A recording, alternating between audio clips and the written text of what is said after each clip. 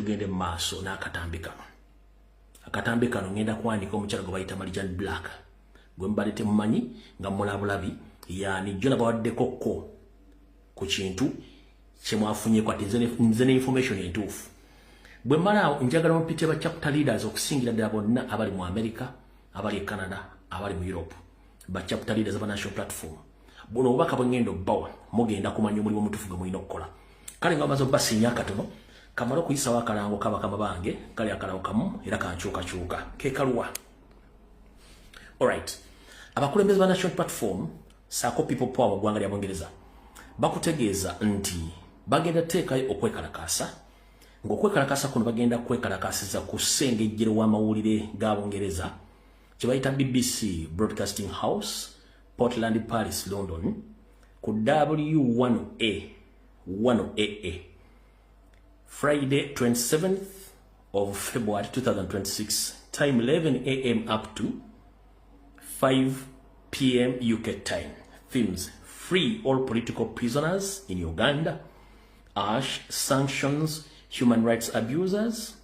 For more information about this demonstration, please contact the leaders of National Platform in UK at their official email and their telephone number. Official email is officialukpeoplepower@gmail.com. Telephone number +44 75 97 73 6065 for more information about this demonstration.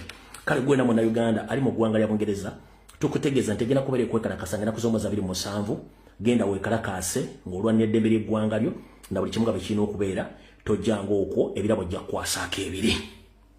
Alright. Bwe mmala okuyisaawo akalango kabakama bange njala twala omukisa guno okwebaza mwenna bakomedi bakola emirimu ku social media okwogera abakomenti nga basharing wabula nnyo mwebalire ddala mwenna world over mwebalire nnyo mwebalire ddala. Bwe mmala obebaza njagala tugende butereevu nnyo ku security alert.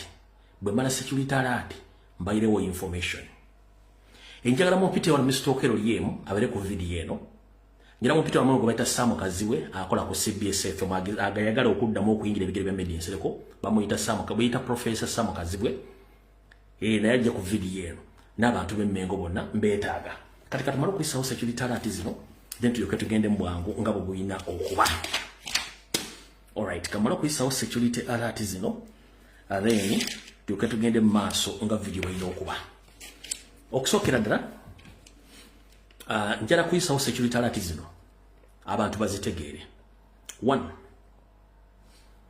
Munkola eri sophisticated munkola ey'ekikugu ey'okujja bannayuganda mwenna baganye okutegeera enkero ya Museveni ene security alert yammwe naddala mmwe abayina amaddu n'amaalo g'okuvuga emmotoka. Security alert zigenda kubeera 3 naye gwe wenna ng'oli mu Uganda ng'olina amaalo n'amaddu g'okuvuga emmotoka ng'emmotoka ebakutonedde ntonere omuli ab'amagye abanene abapoliisi bannaddiini n'abantu ba bulijjo be batonera emmotoka. Wuliriza bulungi nnyo. Nyande Soferi ayina tageti z'abantu z'ayagala okuggyawo before nga tannalayira oba nga amaze okulayira. Agenda bajjawo ati agenda bajjawo ng'ayita mu kudonating emmotoka. Emmotoka zino yazireese nga ziva China zifaanana ngo lya V8 bwezityo agenda kubawa emmotoka zino bannaddiini bannabyabufuzi abamagye abanene abapoliisi yenna omuntu asaana okudonatingira emmotoka nga tamwagala agenda mu emmotoka. Wabula emmotoka zino mu esi yaazo n'ebizikwatako munda zonna ziri contaminated zirimu obutwa bagenda gikwa specifically ng'emmotoka eyo egenda okujjawo nkiddamu bagenda kudonatingira emmotoka eyo emmotoka specifically egenda okujjawo. Eno program yawedde bagisayininze gwe kwata emmotoka gye bakuwadde ogivuge akatago bwe kanaakuba saluti oba ekibumba ne kyekanga ne kyegaaya it's up to you. Ffe tukugamba anti bagamba nti ogw'okulya bwe gwasawa mmese eyo security alert yesooka eri mwenna mbategeezezza nti Amerika ze bagenda okuddamu okugaba zonna before okulayira bwe baba batuuseeyo mwenna mukitegere mukoza kamanyi ng'akoza n'owebbwa awo tuvuddewo. Eyo security alert yesooka. Security alert y'okubiri gwe wenna ng'omanyi nti waliko ne Museveni mu nsiko gwe wenna ng'omanyi ko waliko ne Museveni mu nsiko ng'oli historical either ng'okyali active obanga wawummula ng'osukka emyaka 5 okudda waggulu nkiddamu gwe wenna ng'okimanyi nti oli historical waliko mu lutalo lw'ekinaana ng'oli myaka 5 okudda waggulu either ng'okyali active obanga wawummula naye nga okyali ne contact ne Nnyandwe wulira bulungi nnyo Museveni mutabani we Salimu Sali balina enteekateeka ejjawo ba historicals bonna abaali mu magye ne Museveni abaali mu lutalo ne Museveni n'abakyali mu magye mwenna nga muli ba historicals bagenda bajjawo batya oba bajjawo batya kubanga mufa nga temanyi kibatta ekisookera ddala kambalabule amalwaliro okuli Mbuya Hospital okuli Bombo Military Hospital ne some private hospitals muwulize bulungi abamagye aba historicals enteekateeka eno ebaddeyo naye nga temugimanyi 1 bw'oba oli mwana wa Mujaasi nga kitawo yaliko mu lutalo lw'ekinaana nga kati embeera yetetegerekeka 1 akugamba mbiri takyaguwulira 2 amagumba gemeketanga gearbox weddemu oil 3 atuuka n'avaako abamu nga mbalina ku bitanda nga yafuna nga omuntu wonogwa oba ofunye mukamunguze n'ogwa amagumba ne gaba nga takyasobola gawulira kati wuliriza bulungi nnyo enteekateeka nebadde egendanga mu maaso nga buli muzeeyi wo bw'agenda mu malwaliro gano okuli Mbuya Military Barracks oba Bombo Military Barracks oba any private hospital ninga government erina records ze mu ddagala badde babakubiramu eddala eribawaza kansa erigonza amagumba gaabwe n'abanga takyasobola kuba nti asobola okuwangala ebbanga ddene kino badde bakikola ebbanga lyonna nga temumanyi oyinza okufuna akamunguluze n'ogwa ekiddako bakutwalira mu kagaali okuva mu kagaali nga bagamba nti wadevelopinze kansa akulidde amagumba ng'oweddeyo kino bali mu kikola kati gwe yenna munnamagye yaliko ne Museveni mu nsiko ng'obadde tonna feesinga kintu kino nga tebannakikola be aware waliwo silent elimination eyaba historical bonna abaali mu lutalo lw'ekinaana nga kati mukyali active n'abatali active egenda maaso mwenna mbategeeza aba UPDF officers abakyali active n'abaawummula naye nga mukyafuna omusaala naye nga mulimu kali nti enseeko z'eki etabanguse mbategeezezza mwe munaamanya kye mulimpa ebisigadde eyo security yakumeka yakubiri kati ekyo mwemalo kimanya nenkibategeeza ebisigadde mu mulimanya nze mbategeezezza ebyange mbimaliriza security yokusatu Mr. President Robert Kyagulanyi Ssentamu onkulamusizzaako wattu yonna gy'oli kansubire nti oli bulungi nsaba okukuloopera n'okutegeeza Nyandi Esoferi kapaniki k'omutaddeko wattu buli muntu amugamba nti alina information ekukwatako Nyandi Esoferi asobola okusasula obuwanana bw'ensimbi n'ogaba ebirabo asobola okufuna information eyo Mr. President nsaba okukuloopera era wonna wooli bw'obadde oli mu contact ne ku baganda bonna abali ku ground baganda bonna bali ku ground nkusaba currently contact yozijjeko oba tobaako gwowoolera nkiddamu nkusaba empuliziganyaayo ne baganda bo bennyini omanyi lwe weeraliikirira obamanyi omanyi n'abatakwagala naye nga bano bafunyemu olukungaana ne basinkana okulaga nti balonyereddwa nnyo okuba tebamanyi muganda abwe waali era ekiwayo ekimu which eno gye tufundikira wattu bagenze ne basinkana Nnyandwe nga Nnyandwe kyabaagalako mubuulira Kyagulanyi ali luddawa era zaakawo ki baganda bano bavuddeyo n'ebisawo bya ssente abamu bavuddeyo n'emmotoka nkiddamu baganda bavuddeyo ne ssente abamu bavuddeyo n'emmotoka so njagadde okutegeeza Mr. President whenever you are be safe please if you have been communicating with your family members now you are not safe because Museveni at the beginning of this week some of them they meet Museveni and Museveni promised them some of them they received the money others they received the vehicles so in case of any communication with them please you are in it for it please don't communicate with them because they are already being compromised by the state so Mr. President wherever you are please be aware baganda bo abamu bomanyi nti obeeralikira n'abalabe nnyini wamanyi kuliko ekiwayi eky'eggomba of course ngenda kuliko ekiwayi ky'eggomba kuliko n'ekiwayi ky'omanyi nenga basinkanye Nyanda Yosoferi kati nga boti Museveni ekyamanyi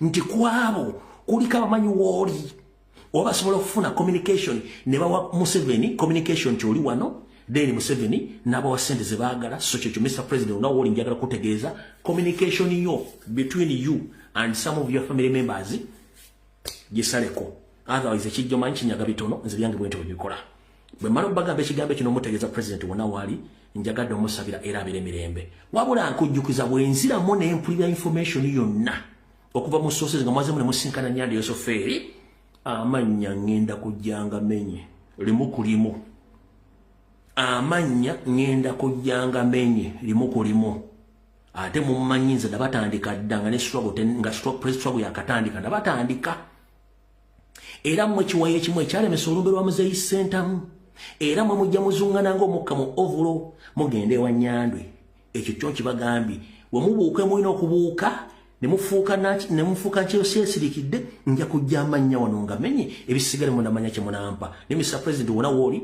empuliziganya ne baganda bamu security alert ziba ziwedde kati njala tugende ku video eyatulese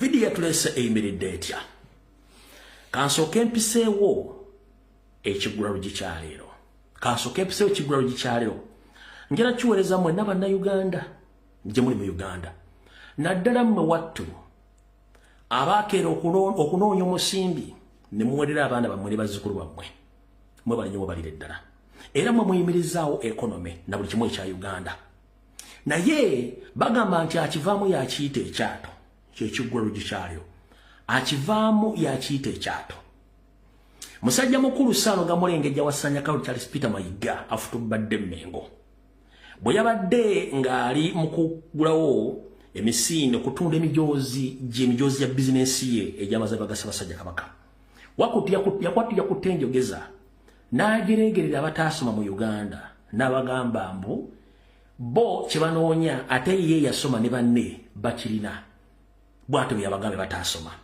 naye nga ngenda okuzannya akatambi kano njala mugamba ekigambo kimu mukulu bwe bakuwaana okudduka wattu ate toyitawo opangisa nyongera okugamba Mayiga nti akivaamu yatiyita ekyato okimanyi nti population y'Abaganda eri miliyoni 2 plus naye almost miliyoni 15 simbugumyeko ze zibadde zisonda ettaffaali ze zibadde zijja misinde ze zibadde zijja ku matikira ga Ssaabasajja Kabaka era ze zizimbye Buganda era ze zikuwa oluwalo era ze ziweredde abaana naawe kennyini kitaawo bw'abanga yali musajja nnyo sirowooza nti yali asome n'asooka P7 kubanga ebyafe timulaga nti yali yasoma n'okumutegeeza nze namutegeeza ensi n'olyoka otegeera omukulu ono yagenze n'akajjera nk'amugiri ku malaalo mbu akudaalira bataasoma mbu kubanga ye banoonya yoredi aba abirina nzo njala tegeeza mwenna bannayuganda bali muki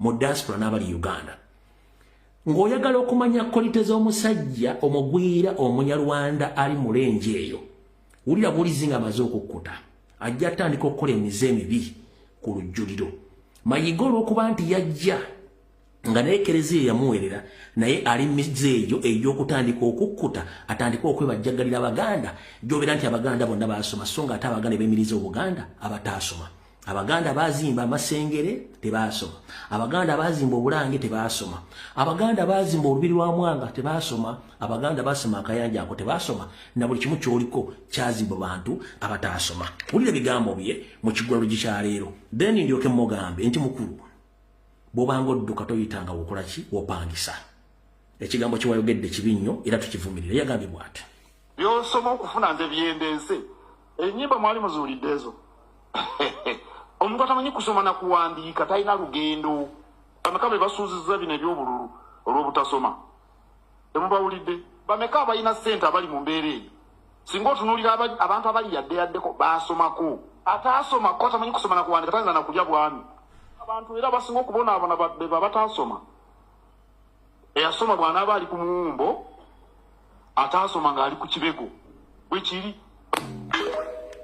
yoyo N'olw'ensonga mu kigulalo gikyaleero njagadde okugamba ewali obulema tebafunyizaawo ngalo mukulu okusoma kuyamba kubala na kuwandiika amagezi amazaale ozaalibwa nago lekerawo okujeregerera abantu abakufudde kyoli kubanga singa sibbo watusinga toliiwo n'abalwanira ddamula ng'ogifuna mu bwenyi bw'olubiri lwaki abalwanira ddamula okugifuna mu bwenyi bw'olubiri lwa Ssaabasajja Kabaka Emmengo baali tebaasoma n'olw'ensonga eyo njagadde gwe nkulike mu kigulalo gikyalero ntegeeza abantu nti munnange be mwawulira ne bakkuta batandise bakudaalira mwabatakkuta awo tufundikiddewo tugende ku vidiyo eyatuleese butereevu.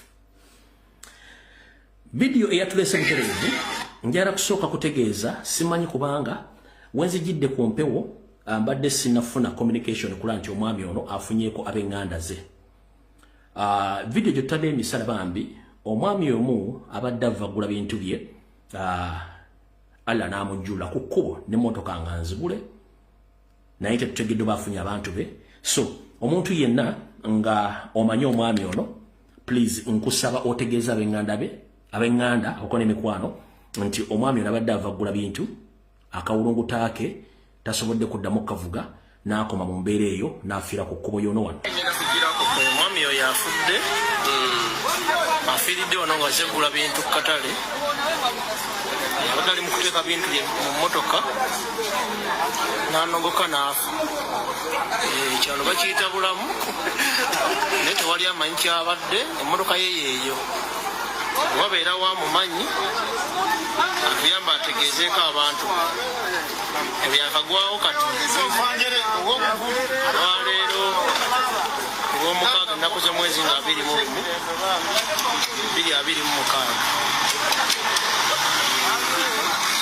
sawa ndowooza ziringa 6.7 kati byebiri eno naye nga mawulire si malungi singa wabeerawo omuntu yenna amumanyi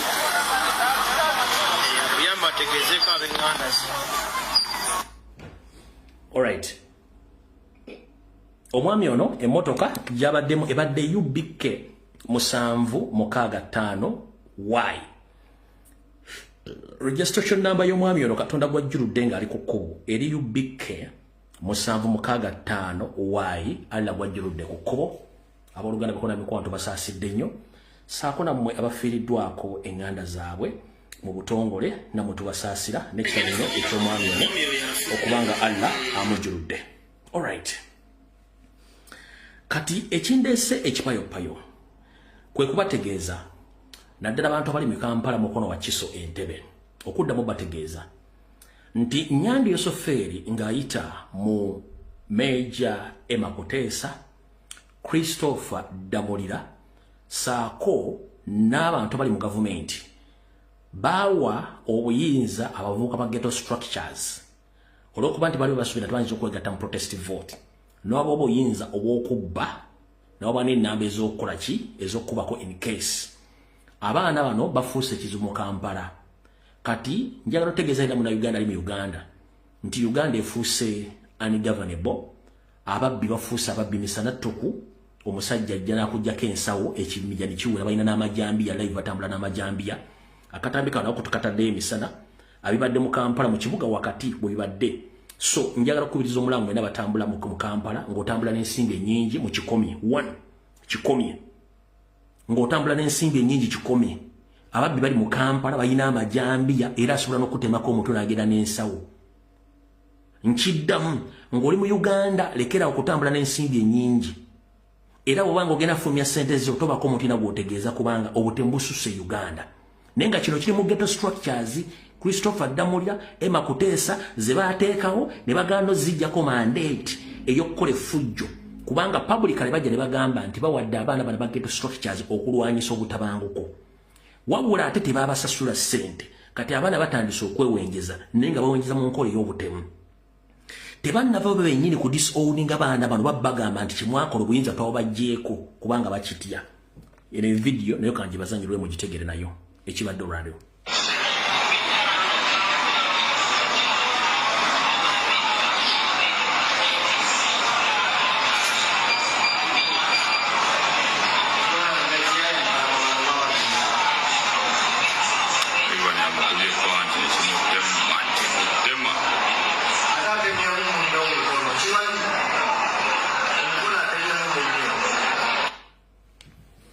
omwami afubye mu dduuka nga wesensawo kulimu ssente ne bamugoberera ne bagimujjako bamukuba n'emisambagere ne bakomawo ndowooza abadde omuzira kisayagala okutaasa iyo omukonti tumanyi bagusigaza batagusigazizza eno video njagala ogyetegereze bulungi again.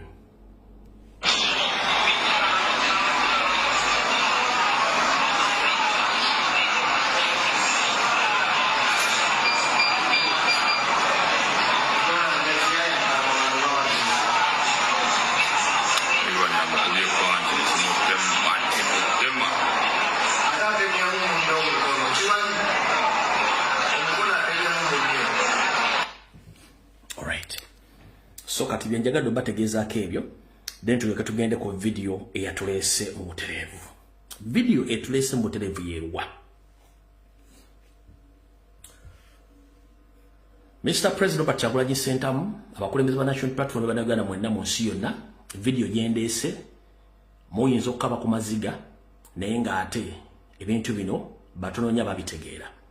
Onakujja lwajjo nakoze video ne mbategeeza omukyala Marijan Black yani nembategeza ne bawe yamufunisa obutuze bwa Uganda naye omukyalo temutegedde emirimu kijjakoledde mu 7 abadde agikola atya kati nkuletedde bwino ekisokera ddala olunaku lwagenza okuzibulwa jjo nga akulira bambasada bonna ng'akiikira mu lukiiko lwa UN owa Museveni gwe bayita Adonia Ayebale mu America ng'alabika Mukama Museveni amutegeezezza nti ategeeze Marijan Black nti tagenda mu lukiiko olwa iyo yamuyiseemu naye ate before Adonia Ayebala okwogera Museveni already yabadde yasindise dda abasajja okuva e Kampala nga bagenze de Brussels okusinkana Marijan Black okumuwa instructions saako ne ba agent be across Europe ogenda okusinkana Marijan Black okudiscussinga biki bagenda okukola ki okwogera wabula bwazibidde nga bagambye nti ayinza obutagenda so there is a possibility kubanga bakyaweyingamu okulaba kati byonna bye mwawulidde mawulire nga Okello lyemu ayogera nti basobola okuteeka emisango gya treason ku Robert Kyagulanyi Ssentamu bakyayina eri college ey'okwagala okuwera ekibiina kuteeka ku president emisango gye gyakijja treason bakyagirina kati ekyaganya omukyalo kiteeberezebwa nti omukyalo Marijan Black ekyamutiisiza oba mugaana okugenda but probably ayinza okugenda ku mande oba syndical representative. There is a probability that asobola okugenda basobola okusindika representative one. Marijan Black agamba nti yatidde nnyo okulaba nti bapenetrating ze seals zonna okuba nti badiscussinze eyabadde mu Uganda mu kalulu ne bakola ne resolution nga teyategedde byayise luddawa.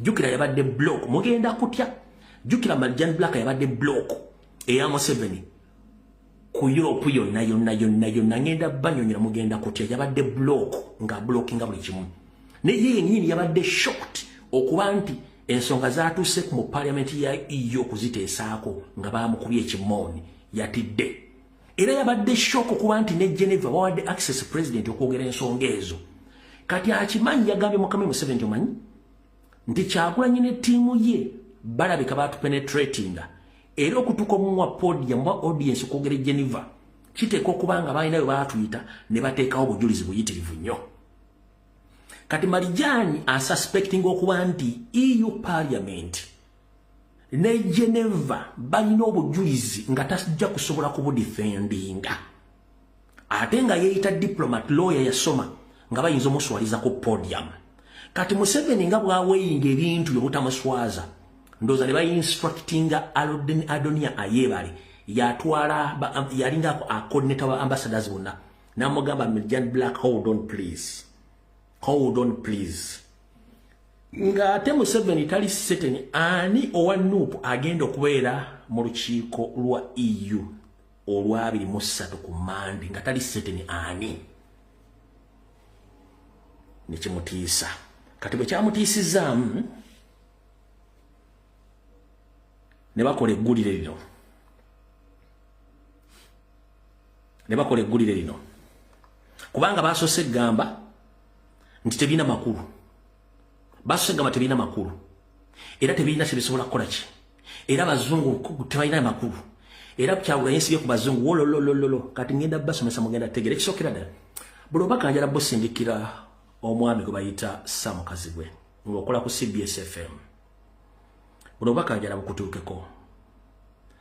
Sam Kazibwe oli musajja Muganda.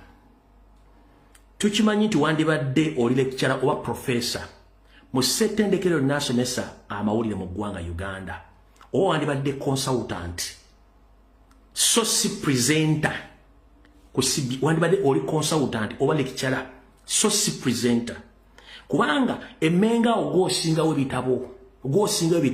Naye Mayiga abe Mukiibi Kawaya bagenda kwonoona image yo n'ekifaananyi kyo nga bakuwa ebintu ebyokwogera ng'odifendinga Museveni government ye ng'atogezaako okuteeka wansi Kyagulanyi.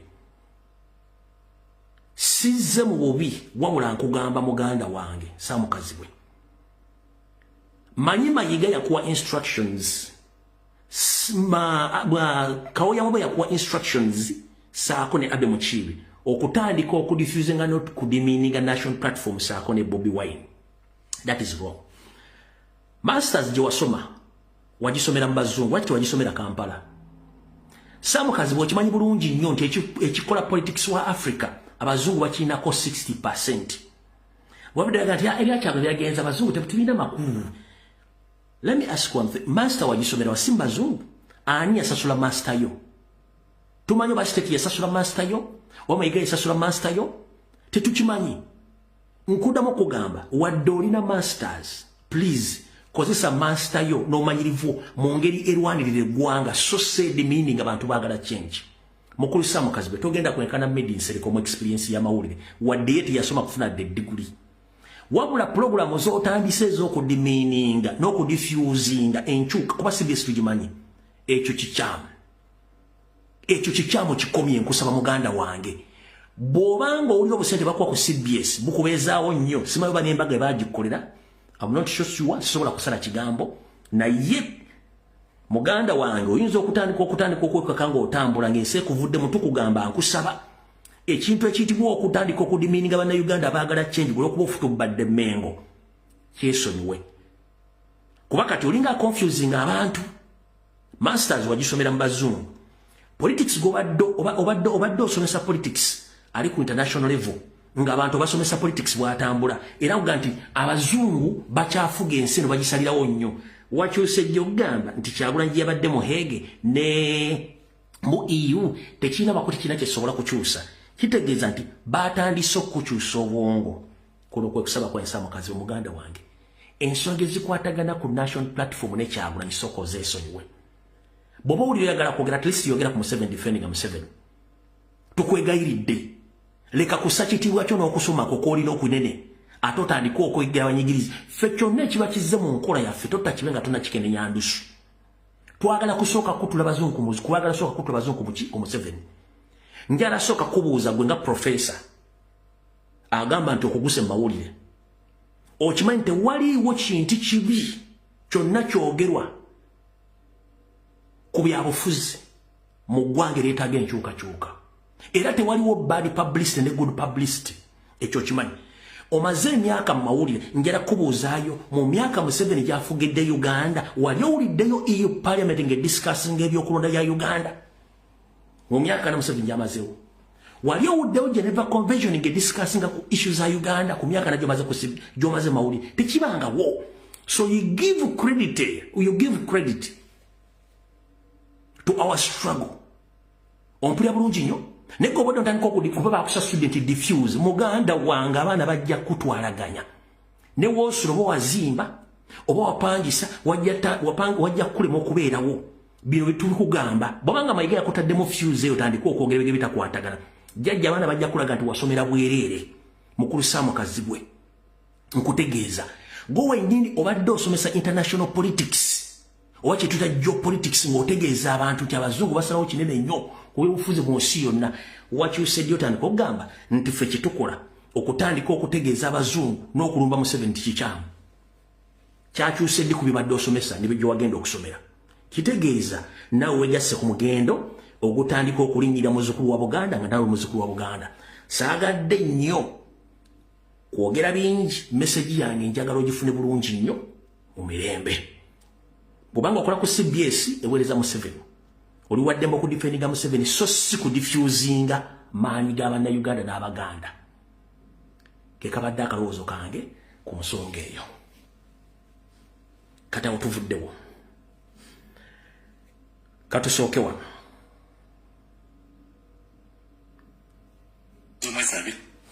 Katusooke wano. Ebyabaddewo mu Geneva Convention, ebyabaddewo mu EU Parliament, ne bayisa resolution, ne bayita ambassador wa Uganda, otobadde information, ogenda obawa information, oluvannyuma ne bagamba tebagenda kukola ki, tebagenda kusindika embaka waabwe, which is okay. Kansooke mbazanyire video zino muziwulire bulungi nnyo. Njala tukwate video no mpola mpola. Wuliriza bulungi nnyo. Omwezi gwa January 2026 okuva mu Parliament ey'omukago gwa Bulaaya oba guyite European Union ogutuula mu kibuga Brussels ekya Belgium kyasaba gavumenti ya kuno okwanukula ku kwemulugunya okwatwalibwayo Kyagulanyi Ssentamu Robert nga Kyagulanyi yakyassa ku gavumenti ya kuno nti etulugunya bannabyabufuzi abagivuganya. Olukangaga lw'ebyokuteesebwako ku bbalaza mu Palamenti ya Bulaaya, ambasada wa Uganda mu mukago gwa Bulaaya Marjam Blackso yalina okusooka mu ddiiro ku ddeka alondoola ebyokulonda mu mukago gwa African Union, COMESA ne IGAD nga bonna boogera ku byava mu kalulu ke twakamaliriza. Kyokka gavumenti ya kuno egamba nti kikafuuwe okulabikako mu lutuula lwa Palamenti luno era omuwandiisi wa minisitule ey'amawanga g'ebweru Vincent Bajiri Waiswa bw'otumutuukiridde ku lukomo lw'essimu ategeezezza nti gavumenti si yakukiikirirwa. Bagamba ambasada wa Uganda tajja kugenda abo bali mu kusaaga na kwekangabiriza kubanga eggwanga lirina right weraba nga ambasada alemereddwa okukola ekyamutwaza basobola omulangira nti takyetaagibwa mu nsi eyo inazibwa eggwanga lisindike gwe balowooza nti anaagondera amateeka g'ensi yonna. Munnamateeka era munna NUP George Musasa agamba nti singa gavumenti tekiikirirwa mu buntu waakiri baanukule mu buwandiike. Baabayise boogere si samuzi kuba eri Parliament si kooti naye baabayise era nga babayita olaba bayita ne bagenda ne mu conference obuteekeddwa zi NGO ate kakati olwo eno Parliament. Gavumenti ya kuno okuyitibwa kyaddiridde Kyagulanyi Ssentamu Robert ogw'omulugunya e Geneva mu lutuula lw'eddembe ly'obuntu n'okusereba mu kwegazanyiza mu kisaawe ky'ebyobufuzi mu kulonda kwe twakamaliriza. Wabula NRM naye yanukudde ku nsonga eno netegeeza nti ya butaliimu. Tulina Palamenti ekola ensonga zaabwe bazitwale mu Palamenti. Tulina akakiiko k'abannamateeka aka Human Rights Commission ensonga zaabwe bazitwale eyo.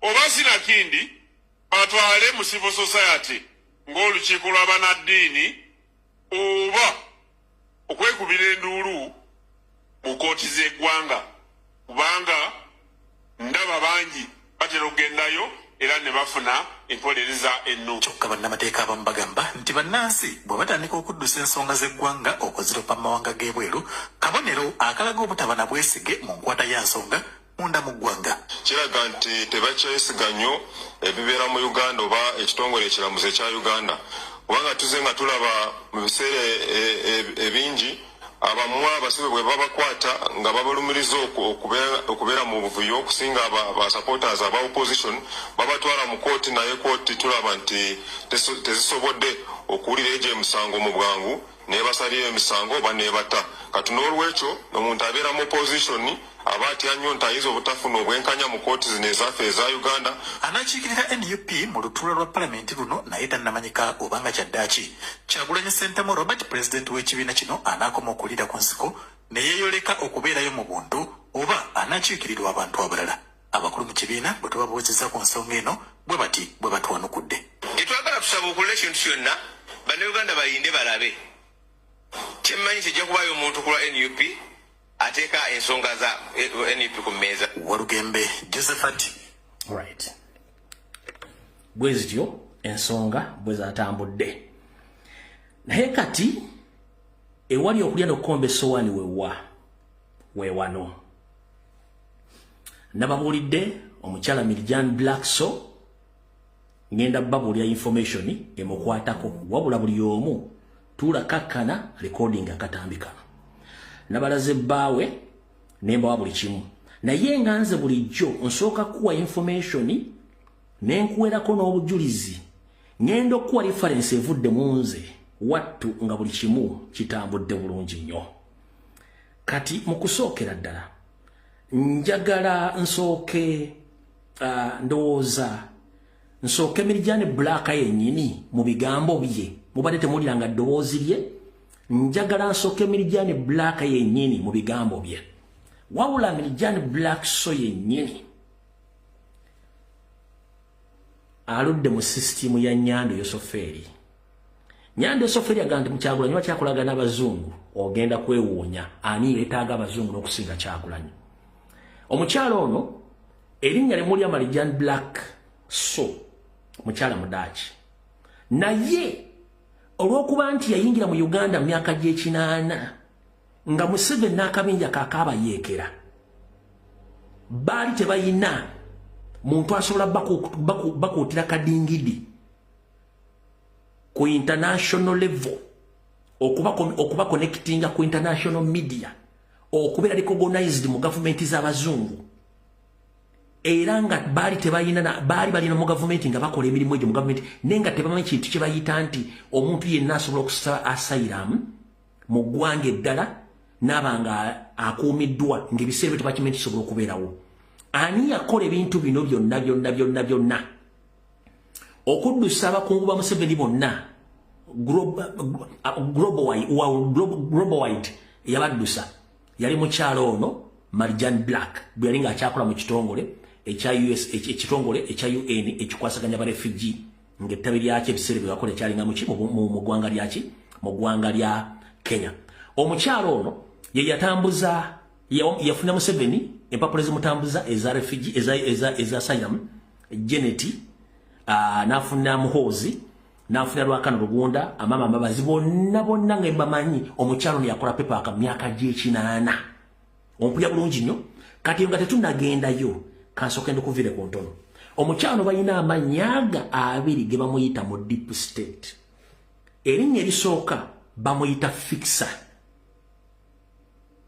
Era wabazze mu state tebamuyita Mirijani Black so bamuyita Fixer. Mwenna ekigambo Fixer mukimanyi ye muntu atetenkanya ensonga ne banga ebadde egenda kulema ye asobola okutetenkanya ensonga eyo. Eryo erinnya erisooka lyamuyita Fixer. Erinnya eryokuba bamuyita Black Widow. Erinnya eryokuli bamuyita Black Widow ge mannya ga mwenna wawudova mbadde temugamanyi.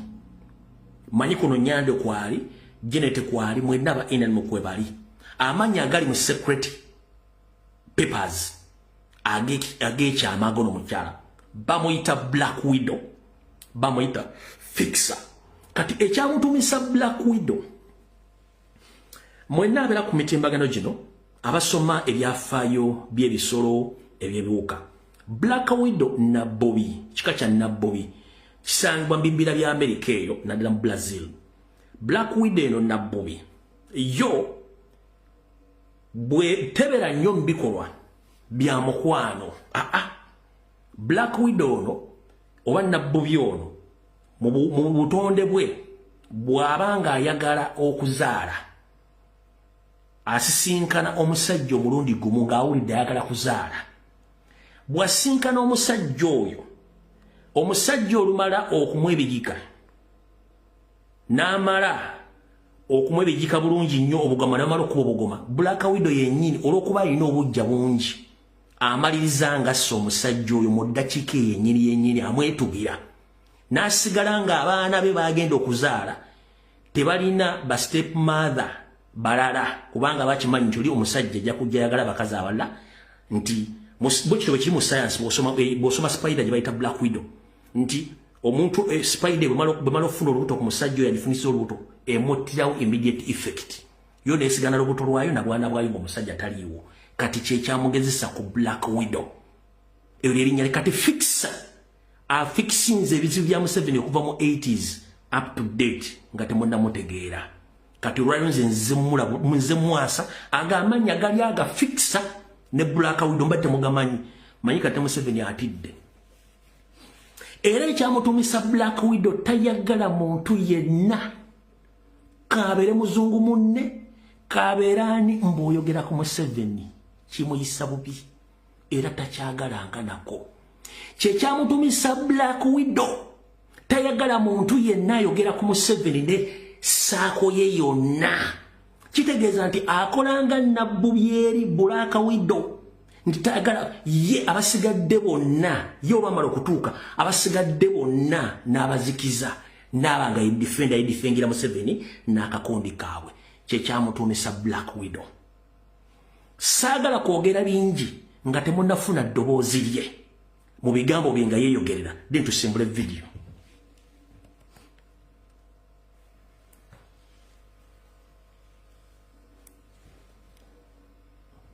Right, yes. Okay, my name is Miriam Black Soul. I was originally a Dutch citizen. I studied there and I got a master's degree in laws. So after my degree, I was working with UNHCR in Nairobi, Kenya. And that was the period from 82 to 85. And at that time, there were thousands of Ugandans who were fleeing the Obote regime. And that is how I got to learn the National Resistance Movement, its leaders, many of whom were in Nairobi as refugees. Some of them recognized, others are not. And at one stage, there was a lot of insecurity. People were kidnapped to go back, force them back to Uganda. So that is when a lot of the leaders who were working behind the scenes to help President Museveni in the struggle against injustice and chaos and anarchy that was prevailing in Uganda at that time, who came to me and said, "But Ambassador, I was not Ambassador Miriam, you are the protection officer. You have to protect us against these injustice." It was a violation. It's called a refoulement in international law. It's not supposed to happen when you're being returned by force to the country where you fear persecution. So that was a real turning point. It happened in 83. I had just arrived about 1.5 years, and that is when a lot of people were in danger, like the former Prime Minister, the Prime Minister before that, Dr. Rugunda, Mama Mbabazi, the wife of the president, his children. I managed to assist them to go to Sweden. So they actually took asylum there as a second country. Yeah, so this was going on for a long time. There are many others who were then later on became ministers who had also been refugees in Nairobi, who had to look for other countries of asylum because it became too dangerous for them to stay in Nairobi. So that happened, and there were many other armed groups that were opposing the regime of Milton Obote, but I always had a little bit more faith, quite a bit more faith in the National Resistance Movement. They were more strong, they were more serious, they were more... So I used to get regular reports from Dr. Rugunda when he was still living in Nairobi, and we would get close to discussions on the way forward and where we are and how things need to be dealt with differently. So when I left UNHCR, I started a consultancy firm, and in Nairobi. I didn't go back to the Netherlands, and that is when there was another regime change in July 85, and that is when the President Museveni, he was not a president then, he was the commander of the armed forces, who came to Nairobi and asked to meet with me. And of course we discussed a lot, and he said, thank you what you've done for people of Uganda in your capacity and for my family in particular. And would you like to work with me, in establishing contacts with different embassies whose political officers I always knew because of the refugee situation. So that is what I did. I introduced the external committee to the embassies. So we had ties because everybody believed that National Resistance Movement, National Resistance Army were a bunch of Marxist, socialist, Leninist, whatever isms you could attribute to them. They didn't believe that this was a person that required their support in case he became a leader. So then we had the peace talks, and then eventually President Museveni took over. In any case, the peace talks were signed. He was supposed to become the vice president, but he was already more than half in charge of the country except capital Kampala. So in January, I got a telephone call. Said, Miriam, we're in Kampala. Can you come? I said, of course I'll come. And then...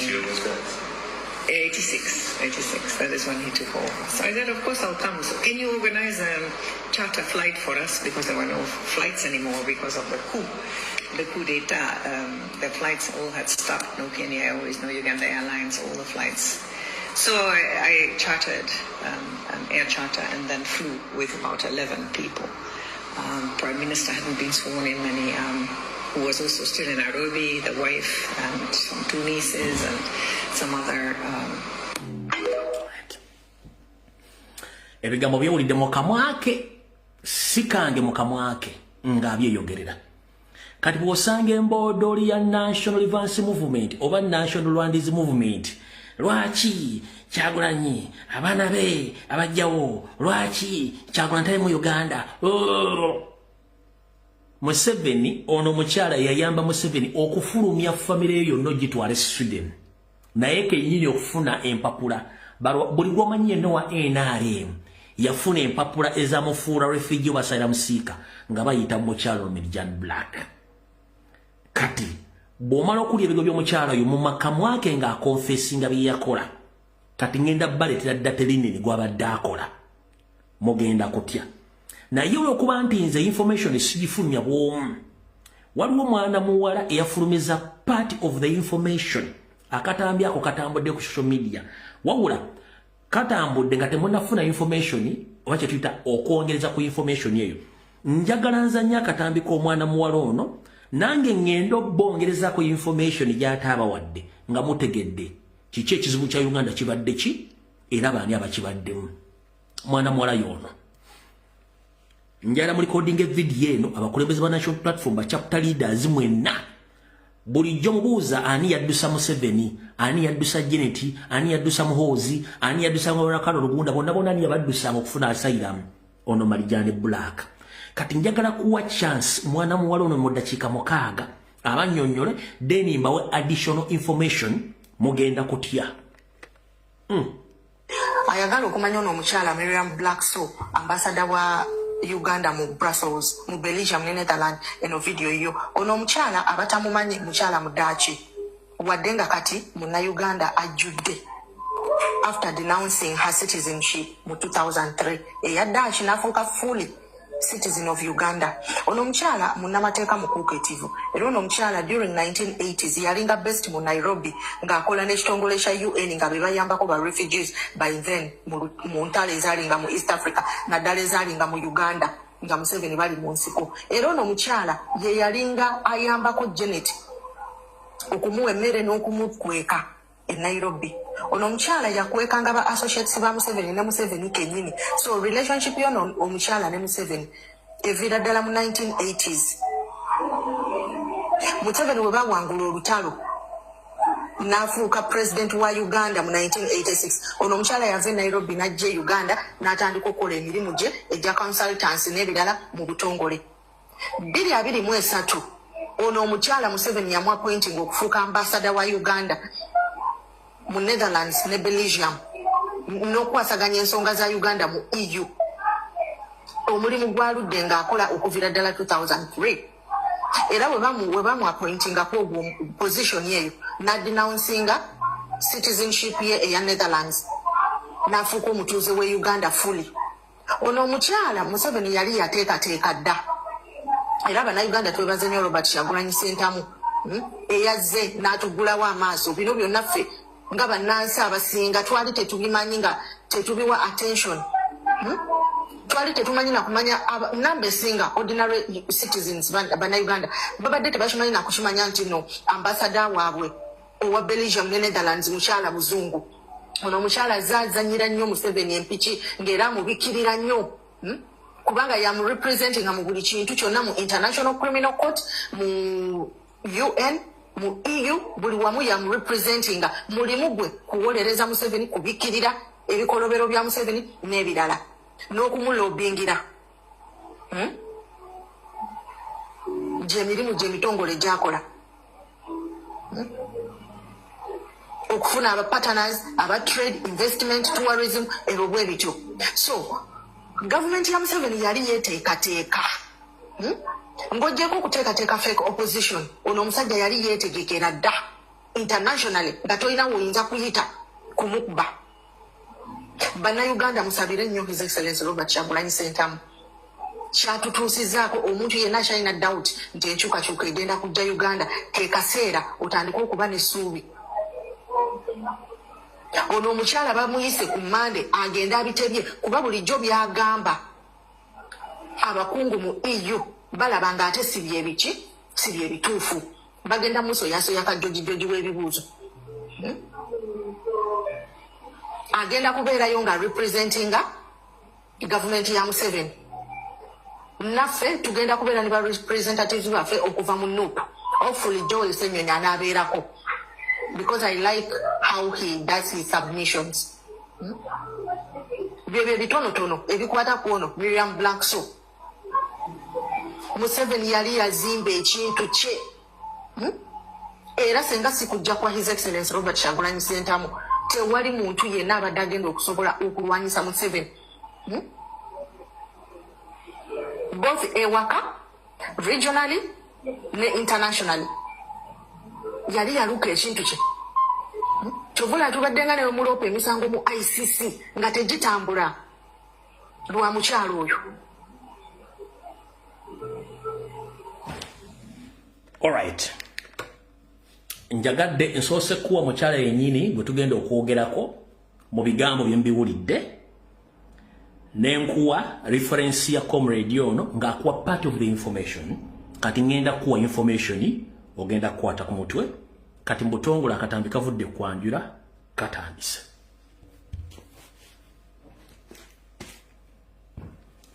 Nkugambye omukyala ono amanya nenze nalina mwogerako emyaka ndooza nga mukaaga mabega naye nga batomutegeera yaani. Ono si yekka ye ambassador atali mu na Uganda ali mu embassy za Uganda no. Atwale bendebendo lya Bungereza lyonna mwala wa Madivan mummanyi bulungi mukyala muyindi. Saudi Arabia bali omulaba na Uganda ate abakola mu office wona bagwira n'ensendera zonna Abanyarwanda beetolegwa batonda wa over nga batekinga embassy za Uganda saago si mawulire mwe mbadde mukimanyi. Kati tutandise amanya ge mbadde temumanyi nga basomesezza mbagambye bamuyita Black Widow. Tayagala muntu yenna asemberera Museveni ne ba associate be bonna. Fixa buli kintu kyonna ekiganye ono Black Widow yabadde akikola both local and international. Gali agamba Jan Black so gemanyi kubanga yambasada one nga tusimbula akagaali kano mukawulirize bulungi nnyo. Omukyalo ono yajja mu Uganda n'afumbirwa omwami gwe nabagambye Dr. Ronald Bata. Njagala ko soka kola maka small clarification. Jobe nakoze video nabagambye nti Bosa ava Maserengeta. Dr. Ronald Bata ava Maserengeta nedda. Waliwo okomredi omu yakolanga ne Dr. Ronald Bata. Yangambye no Dr. Ronald Bata yali ava mu bitundu by'amambukaawo we yali ava. So kitegeza Dr. Ronald Bata yali musajja nga ava mu bitundu by'amambukaawo wakati awo nga totukeri mambuka nenga waawo. So si nti wa Maserengeta nti wa Kabano no. Yali musajja musajja muna Uganda. Ekifaananyi nakibalaze bulungi nnyo ekya Dr.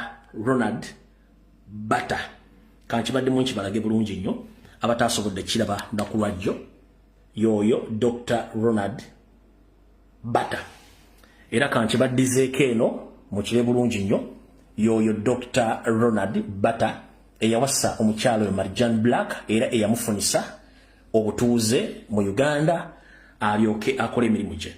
Ndowooza bw'osoma wano njagala kuwa ekifaananyi kino bulungi nnyo okyosomere mu ango endala. Saagala nnyo kwa information nga sikuwadde reference weerabireko weesomere bulungi nnyo.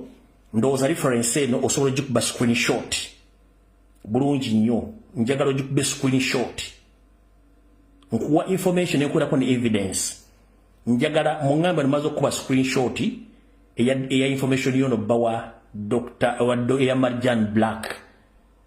So fixa oba Black Widow mugimaze ogikuba screenshot. Alright. Yeke nyini ng'omukyala ebifaananyi mwabire bulungi nnyo yono wano mu myaka gye gino egikaddiye yoyawo mu myaka gye egikaddiye naye nga gwolaba yajja mwana muto nga yasoma international law yoyaawo nga bali Nyandi Osoferi tibahabulwa. Kati njagala tutandika akatambi bulungi nnyo buli kimu amaze kifuna. Bwe mmala ofuna information eyo kati akatambi katandise. Omukyalo oyo yajja mu Uganda myaka gy'ekina na information yamugifunye. Mu biseera ekibinja ky'abayeekera ekya National Resistance Army nga kiri mu kulwana wabula nga tekirina muntu yenna asobola kikuutira kadengide ku international level.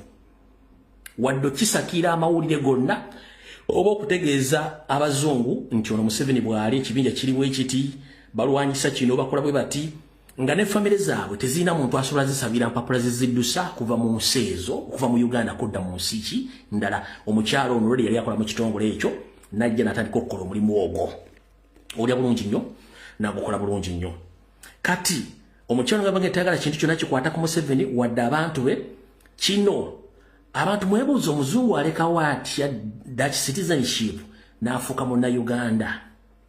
Wulira wano omukyalo bange nti ali too money minded, ayagala nnyo ensimbi n'okusinga amayembe ga Nambaga oba aga Kifaalu. Ffenna nze naawe tukimanyi nti sisitimu y'abazungu ekebera income ne expenditure okuva ku empaka ku Z. So omukyalo okuba nti yakolera Museveni emirimu mingi nnyo yafuna ebyobugagga bingi nnyo n'ensimbi nga tasobola kubeera nga asobola okutambuza ssente ezo n'ebibugagga n'abiteeka mu bazungu banne nga tebagenda mubuuza ssente ozijja luddawa lwaki olina ABCD. Kati olw'okuba nti yali afumbiddwa Dr. Ronald Bata ate ng'akoledde Museveni emirimu mingi nga ssente ayina ezitotogana ng'obuloolo nga ne security alina okuba nga ligimuwa eri n'asalawo okumira obugagga bye mu Uganda nga tejjajja mubuuza wabwe ndi zino ssente ozijjawa oga nti wannyo wamu eyo mulingiza nnyo eno nina obutuuze n'asalawo obutuuze bwa Budaaki n'abusazaamu n'afuuka munna Uganda era munna Uganda mu mateeka. Kubanga abakuba nti Mudaaki bandibadde bamubuuza ennyingiza n'ensaasanyi ku byobugagga by'alina. Kati olw'okweka ebyobugagga n'agamba bazungu banoonyereza nnyo. Obutuuze bwa mulubu basikyali Mudaaki nze ndi munna Uganda n'akita. Mukitegedde bulungi nnyo. Kati awo n'asalawo akolere mulimu Museveni emirimu ku international level ejja diplomatic support kusupportinga ekibiina kyabwe ekyabayeekera okutambuza nga famire zaabwe zifundanga refugee status asylum papers bonna beyamba. Mbagambe nti yamba famire ya Museveni yonna bonna abali mu government bonna abali ba historicals yafunanye empapula okufuluma n'okuyingira eggwanga okusaka okukola buli kimu okubajjanja buli kimu kyonna n'okutuuka ebuswidi yonna ng'omukyalo ne yakola ki yabikola. Tugenze mu maaso. Kati omukyalo ono bw'amala okuyamba Museveni okukola buli kimu kyonna ne international community omuyamba n'okufuna ensimbi n'okuba nti TV zimwogerako ng'akozesa omukyalo ono okufuna sapoti amawulire ebyensimbi n'okubakuuma. Omukyalo mulimu n'agukola bulungi nnyo. Oluvannyuma lw'olutalo mu 86 omukyalo ono ng'olutalo luwedde nga bw'abagambye nti Museveni yamuyita n'akomawo. Bw'amuyita n'akoma n'atandika okukola emirimu gye egy'okufikisinga ebizibu byonna ebyali mu lutalo olwo. Kyova olaba tewaliwo accountability ku bantu abattibwa Luweero ku masaka y'e Luweero. Fixa yali akikola. Ne Museveni tasobola kubuulira baani batta abantu naye nga yabatta olwo n'afikisinga. Abazungu bonna be mwalaba bajja nga bannamawulire Museveni yayogeranga arrogant ng'akimanyi nti Fixa akola ki? Fixa waali n'afikisinga dda terina wa Museveni yenna. Kati Museveni amala nga Fixa amaze okufikisinga ebizibu by'omukinana byonna mu lutalo lw'ekinana mukaaga lwonna lw'ekinana mukaaga lwonna ekibaka mu kinana omukyalo n'afikisinga ebintu byonna. Museveni agenda atandika olutalo lw'e Rwanda era bulijjo temwebuuza lwaki Kagame tebamuyita Museveni tebamuyita mu International Criminal Court about that ono Fixa yakola ebintu ebyo.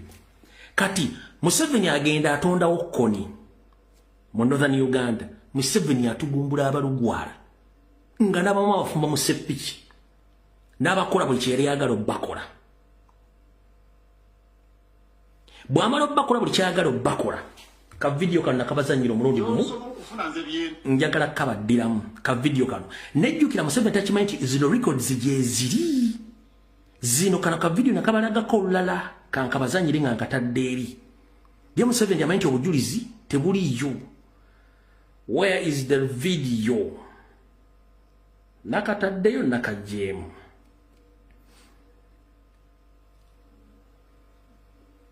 Katambi kaluwako. Saka upload nze kweli. Ngaba kankoze bubi nnyo. Oba nakajemu. Nakajemu. Museveni ngoba oli mulogo nnyo. No tosobola kuwona. Kaakano. Kati akatambi kano kengendo bazanyira. Ono byonna yabijjawo. Kana akatambi kano kengendo bazanyira. Kano nakabazanyira ko dda kano. World with propaganda and TV teams access to investigate the appalling human rights record of the National Resistance Army in northern and eastern Uganda.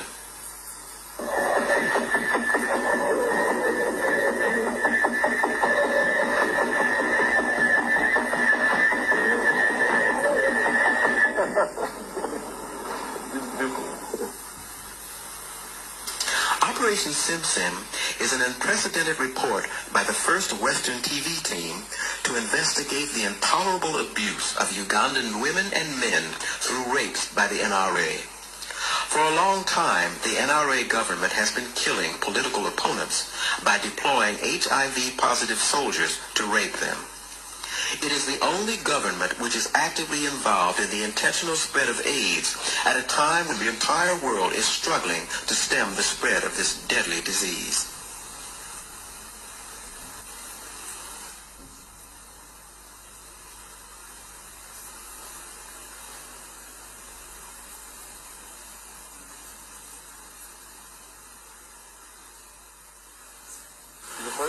People by the turn of the century. In the East African state of Uganda.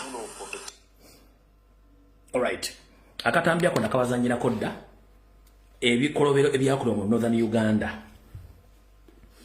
Museveni bwamala okukola ebikolobero byonna mu Northern Uganda nga Senate gumbula n'asiga abantu obulwadde. Ayita Marijani Black Fixer oba Black Widow. Bwamuyita batandika kyebayita wulira bwamuyita nga Museveni akitegedde nti bigenda muzaalira maka ebyazaalira ku nsiko mutalo mambuka kyovola ba Nobert Mao musajja mubi nnyo alinganga enjalero mekiro y'omu kubawo obujulizi nti Museveni yatta abantu bomambuka naye obujulizi bwe bwakomawa lwaki yasirika lwaki kati akolera Museveni. Byonna Museveni yamanya ati bigenda mulinkinga kubanga abantu balina obujulizi nti Museveni yekkoni yatta abantu. Museveni asalawo ye kennyini ayimiriza olutalo olwo. Bw'amala odduyimiriza ateekawo kye bayita trust funds for LRA victims. Yateekawo ensawo n'ensimbi ez'abantu abaataagulwa twagula olutalo mu mambuka ga Uganda. Abajjukira obulungi ssente ezo UN yamuwa ssente, America yamuwa ssente naye nezeyajja mu gavumenti. Ssente ezo baziyitanga trust fund for LRA victims. Bw'ateekawo trust fund yeeyo eyali agikulira yali mukyalo ono Marijani Black Fixer the Black Widow. Black Widow nga yasayininga ku ani alina okufuna n'atalina kufuna. Black Widow yakola omulimu guno wammanga. Yatandika okusunsula ba victim abalina information erumika Museveni nti yali abega w'okutta abantu. N'amala obbasengejja n'abateeka ebbali. N'abalaba yako information nga tebalina nnyo kurusha information abateeka ebbali. Kati n'ategeeza mukama w'ennyando nti abantu bano bakulinako information bangi nnyo. N'asooka n'atuuzaako ekiwayi ekimu n'akigamba nti bwe mba mwakufuna ssente zino n'okufuna emirembe nti ye mukkirize nti mugenda ku defendinga Museveni nga mukkiriza statement zembawo okwogera nga mu defendinga Museveni nti si yali mabega okukola ki w'okukola ebikolobero by'okutta abantu mu mambuka ga Uganda. Bonna abakkiriza okukyusa statements zaabwe omukyalo ono yabakolako information n'akola fayiro ku buli muntu n'akwata fayiro zino zonna n'abajulizi bano n'azifayiringa bulungi nnyo ne babasasula ssente ng'amaze okkiriziganya ne Black Widow ono ne Museveni ne bakwata fayiro zino ne bazitwala e Hague oba mu International Criminal Court. Omusango guli gwe muwulira nti tegulina gulumira Museveni nga buli aliyo alumika koni naye nga omukyalo ono yakuŋŋaanya abantu bonna abalina obujulizi abo abaagaana okukkiriziganya n'ensaba ya Marian Bulakobe ya Museveni bonna they are nowhere to be seen. Yensonga lwaki tolina wawulira nti omusango gwonna gulumye Museveni ku nsonga za koni. Omukyalo ono yakozesa intelligence ye n'obumanyirivu mu mateeka olw'okuba nti muzungu n'akola fayiro ku buli muntu yenna n'abakyusa windo ne bakyusa affidaviti zaabwe nga zikondeminga koni nga zijjamu Museveni. N'akola fayiro ezirimu abantu nga badifendinga Museveni yabiriimu n'azisitula zonna n'azitwala Hague. Era ne baggula omusango nga Museveni taliimu mulimu koni yekka. Yensonga lwaki ne Hague yakwata omusango ogwo neguteeka ku koni nga Museveni toyina w'omuwuliriramu wadde n'akamu. Mpandikira mu comment section nti kyenkunyonyodde okitegedde nga sinnagenda walla.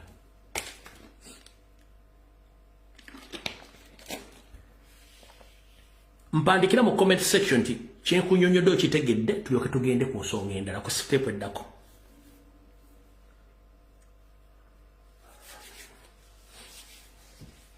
Bamuyita Fixer eddala bamuyita Black Widow. Njagala nga mu comment section nti kyokinyonyodde tukitegedde ngende ku seeriddako. Oyo omu nze siva ku nsonga nga omutannagitegeera. Njagala ngende ku step eddako ng'otegedde.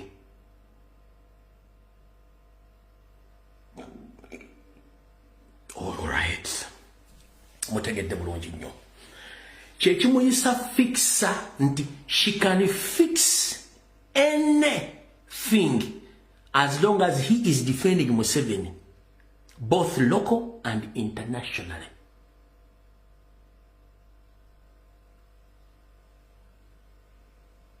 Yensonga lwaki Mao teyaddamu kukola statement yonna.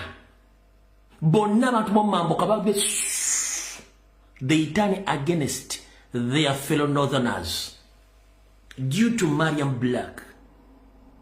So, Fixer the Black Widow. Okitegedde bulungi nnyo. Kyovula nti mu Hague omusango tegwagenda yonna. Bonna abaliyo ono omukyala yabajjako obujulizi ng'amaze obbalimbalimba bakkiriziganye n'okusaba kwe n'okusaba kwa Museveni babawe trust fund n'okukyusa statement abaagaana.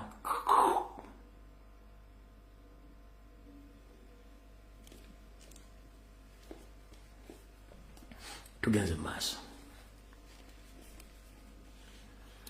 Ekyo Museveni yakikola ng'omukyalo n'amusingisenga ekyokulwanyisa ekyokusifu ekyokumanya baani abalina information implicating Museveni mu nkola ey'olutalo lwali mambuka.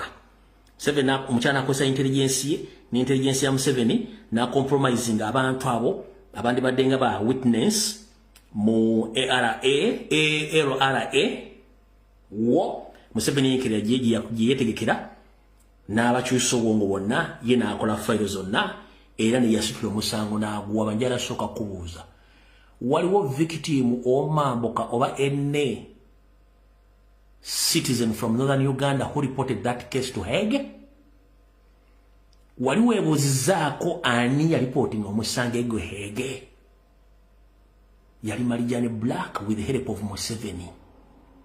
Lwaki si Nobert Mao? Lwaki siba Nansi? Ekyo n'akikola n'akimaliriza. Kugambia profiling buli kintu kyonna ng'akikola nga Museveni bw'akyagala, n'alongoosa erinnya lya Nyandeso Ferry, n'alaga nti taliimu wano watu wonna mu kintu ekyo kyonna. Case was closed. Investigation ze bandibadde bakola ku Museveni, case ne bagiclosinga ku musango gwa Koni. Bw'amala closinga case yo files yatwala mu Hague, Museveni abanga ali cleared. Omusango ne gutandika okutambula nga ne Koni gubawozesa taliyo n'okutuuka olwaleero yoyo mukyala Marjan Black. Bw'amalaawo okola ogwo, waliwo balooya abaali beetegefu okuwaabira Museveni mu International Criminal Court nga balooya bano bava mu maserengeta ga Uganda. Balooya bano baali bagenda kuwaabira Museveni mu International Criminal Court ku Masaka eyali mu Bwakabaka bwa Rwenzururu. Wulira onyiige, bano baali bavuddeyo nga bagenda kuwaabira Museveni mu International Criminal Court nga nejjeno eroro kwali na Museveni. Kiki ekyatuukawo ku musango ogwo? Bulijjo mumanyi lwaki gwagaana? Gwenjogerako gwe guno wano. Nze nkuwa information ne nkuwerako n'obujulizi.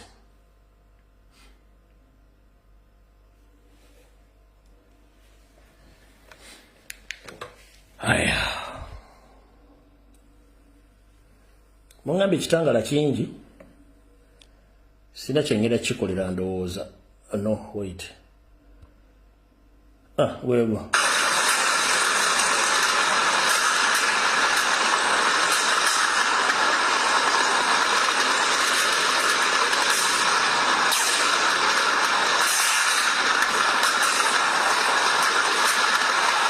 The moment when the barrel of gunfire went silent and smoke billowed from the palace marked the end of a protracted negotiation between the Omusinga of Rwenzururu, Charles Wesley Mumbere, and the army.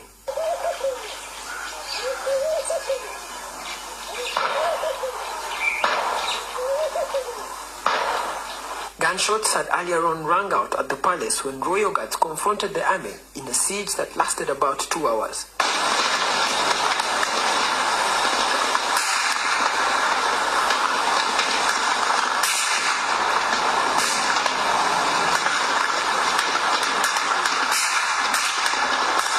Now we are at the Musinga's palace, and as you can hear, there are many loud gunshots that are going on back there. And we are taking cover right here. This is just 200 meters away from the gunfire.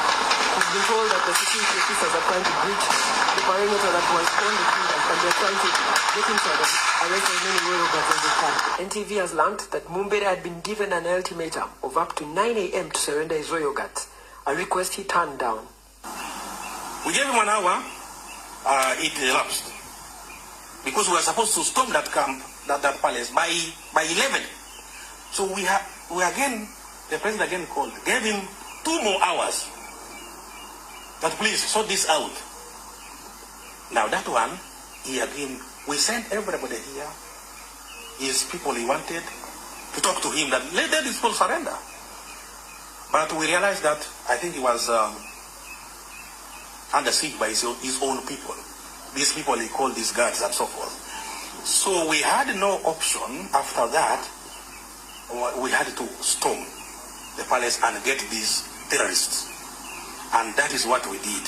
At least 4 politicians visited the seat of the kingdom and later returned saying there was a problem of communication between government and the Omusinga.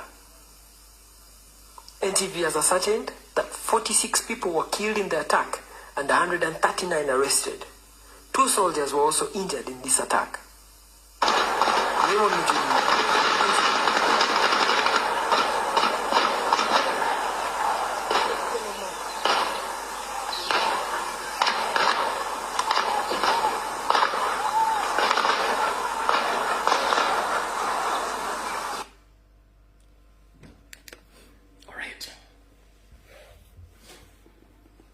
Museveni bw'amala okukola effujjo lino okutta abasajja n'abakazi mu Bwakabaka bwa Rwenzururu, yalagira baasigalamu bonna ne abakwata ne kabaka waabo ne bamutwala mu nkomyo.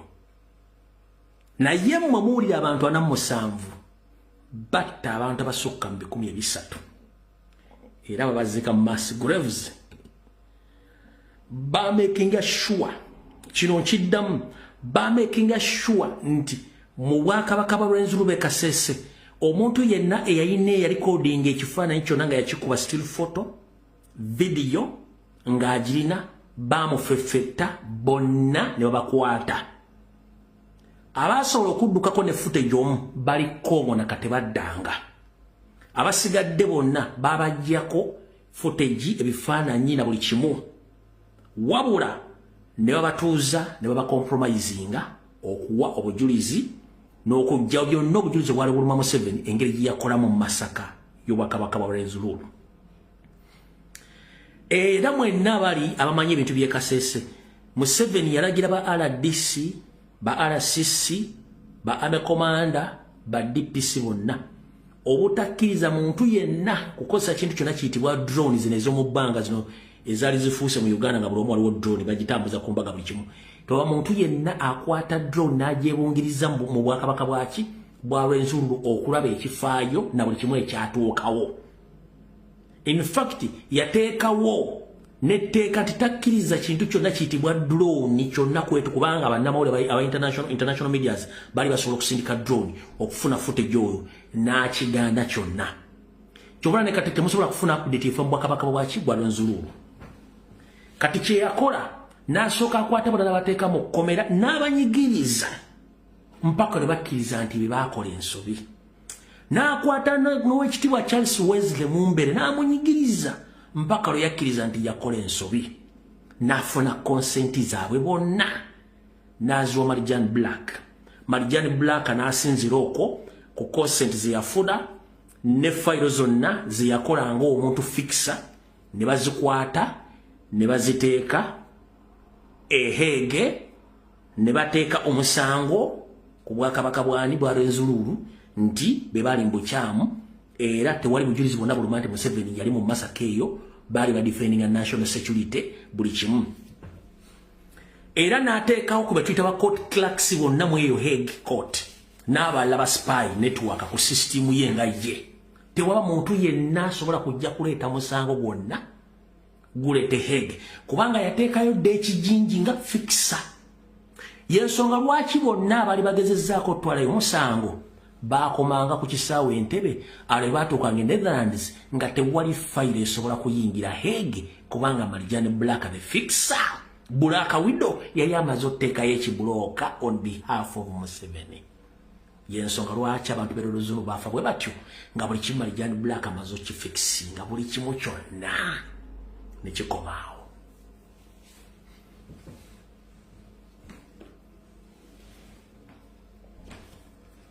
Ndozo kitegedde. Ekyo nga mmaze kitegeera nakati bakyanoonya baani abasingaza real information about the massacre of Kasese kubanga Museveni akyayagala intelligence okulaba tebayo muntu n'omu asobola kuva mu Bwakabaka bwa Rwenzururu ng'agenda kwolekera Hague kuwayo kintu kyonna olw'omukyala ateekayo buli kimu. N'abulookinga byonna buli kimu n'akibulookinga n'aba nga tewali access ekola ki etuukayo. Ompulira bulungi nnyo buli yakwata ekifaananyi akatambi konna munnamawulire abasobola okufuna information badduka badda Congo gye baddeeyo era ne bateekawo etteeka teri muntu yenna agenda ssaka mawulire gakwatagana ku Bwakabaka bwa Rwenzururu up to now. Ekyo Marijani Black fixer n'akikola ne kiggwa. Museveni bw'amala okulaba nga omukazi ono amukoledde omulimu mulungi nnyo ensimbi n'ayiwa mpitirivu n'ayiwa ssente empya n'enkadde omukyala n'asavuwalinga nga ssente afunye empya n'enkadde yalina genda maaso kufuuka Black Widow. Eri Nabbubi gye mba nnyonnyodde eri mbibira by'amabirika Brazil n'afuuka Black nga tayagala muntu yenna akwata gavumenti ya Museveni wadde okujoogerako ekintu. Tugenze mu maaso. Bw'amala okukola emirimu egyo ng'agifikisinze bulungi kyobula Museveni abadde so reluctant ng'akimanyi tewali muntu asobola mukwatako globally. He was so reluctant ng'akimanyi the Black Widow fixer Marijani Black so gyali.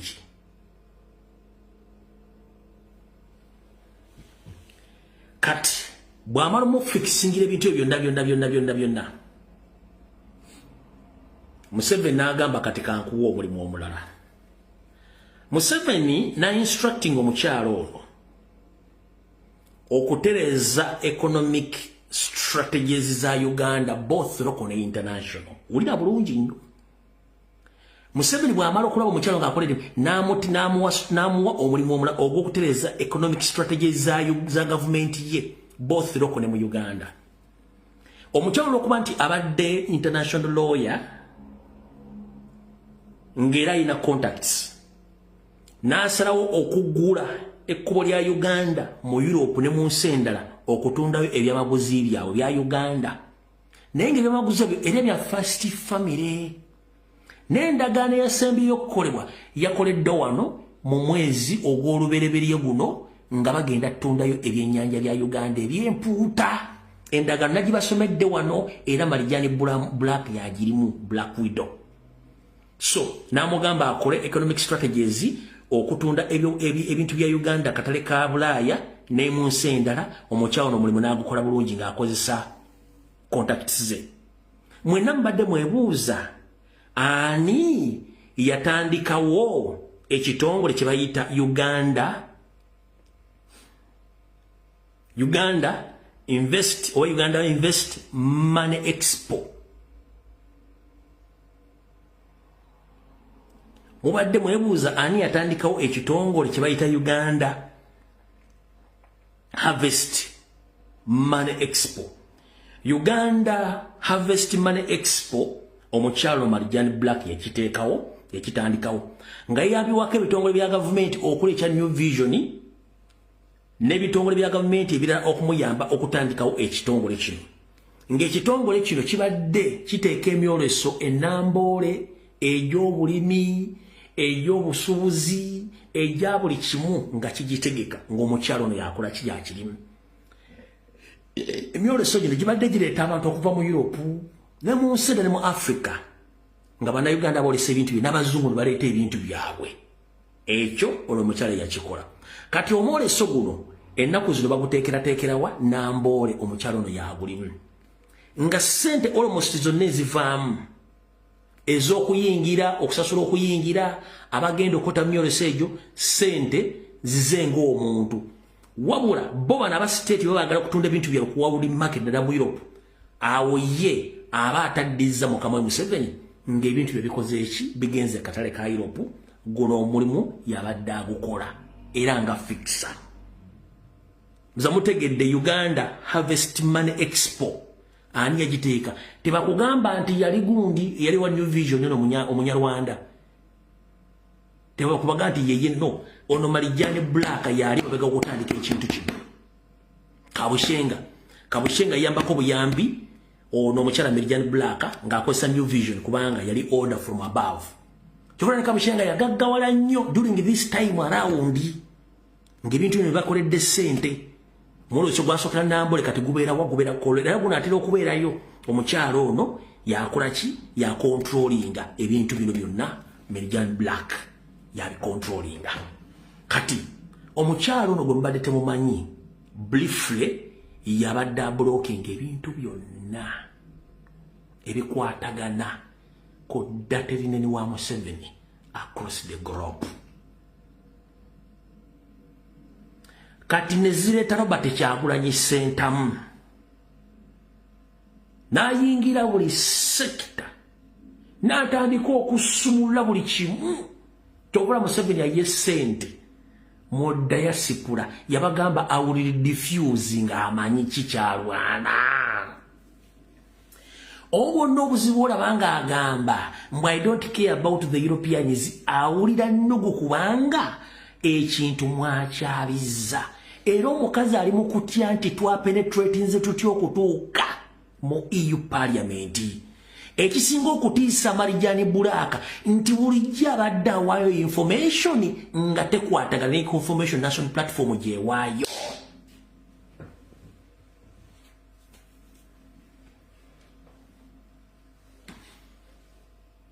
EU eina information indira bwegicomparinga neya Marijani Bulaka, they are totally different information. That means yali akola backing nga backing am 7, but the real evidence ekola chi weri na America eina information ya mirundi ebireba kibadde nga information bayina eno tebala information yasomrachi president yasoka na ba chapter leaders across the globe ngemirimu ya ba chapter leaders abali kwa rahabi bali no kuyingira mu office yo nesera mu gwanga lyonna okubategeza information yobo wanfu information entufu yino gwe gwali omugaso gwa chapter leaders across the globe. Museveni alyo kavuga bali nabagula nabamala bwa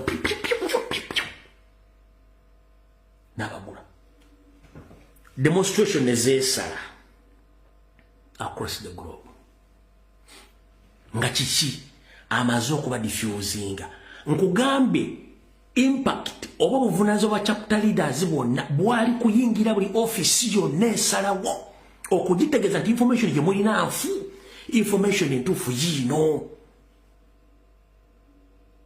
kati Europe yamaze nefuna information entufu oludho bade balina ibalaba ne Museveni ayita omuntu terrorist kati ate omuzungu tayera kula kigambo kye bayita terrorist era mu denero yayita obakabakolo nti bali ba terrorist kyovula Museveni era bwe yagambye nti oagambe oliemo agambe nti Kyagulanyi byayogera bigenda mugwiswako omusango gwaki ogwokulya mu nsi y'olukwe oba ogwa treason kubanga tebabede shocked information eri Hege kati sawa zino eyawukana Marijani Black information yagenze mu EU Parliament eyawukana Marijani Black Hege eri mu International Criminal Court batandika okufuna information ng'eyawukana ne kujeba kyekyatwalanga mawu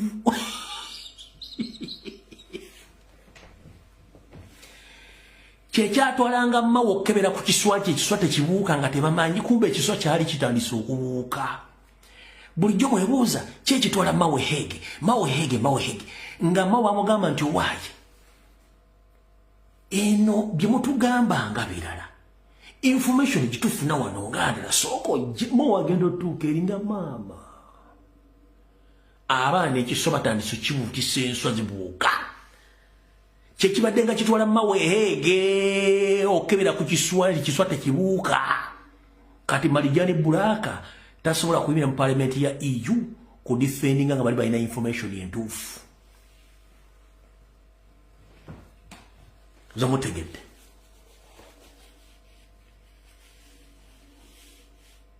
kati y'omukyala gomba temanyi ate ono just tumutegedde nti ali mu EU wano Museveni alina abantu ekikulu ekyo bangi yensonga lwaki mbagambye accountability y'olumukinana teriiwo. Marijani Bulaka yagifikisinga assassination zonna eziri mu Uganda temufunangako information oba postmortem z'abantu abo fixa waali. The 1994 genocide fixa waali. The Congo genocide okujjako mu Butu n'ebyagenda the fixa waali. M20 films anje baddekola nga the fixa waali tebanyega. South Sudan nga defendinga. Wane Tanzania kalwa kabadde ne batta abantu fixa nga ayingirawo in the districts nga temumanyi nga fixinga buli kimu nezireta mitembo atayagala kumanya nayawuluza oluwombo lwonna n'aluyiwa wali.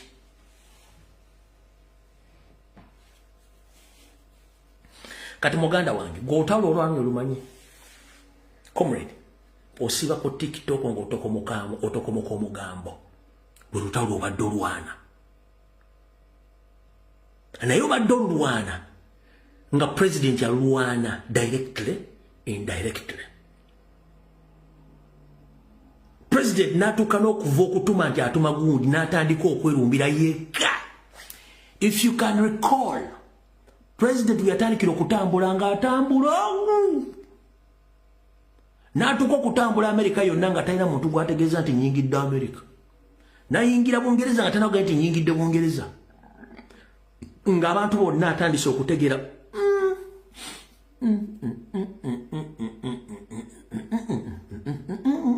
waliwo ekiwunya n'akitegeera. Kyenava mbaga nti tuli mu revolution, tetuli mu politics. Mitembo yakimanya nti tuli mu revolution, abantu bangi nnyo bakolera Nyandwe on all levels. N'agamba no, I have to engage I myself.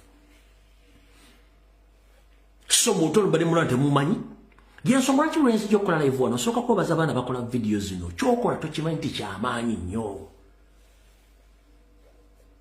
Kyokola tokimanyi nti kyamaanyi nnyo. Kati baganda bange mwenna nandisuubidde essaawa zino ba MOP ba kansala okutandika okuteeka ku posi ku bibanja byabwe who is Marijani Black. So never okola post MOP wana nobuza who is Marijani Black so in Uganda internal and foreign affairs businesses bajja kugamba is the ambassador, but check the history and the records.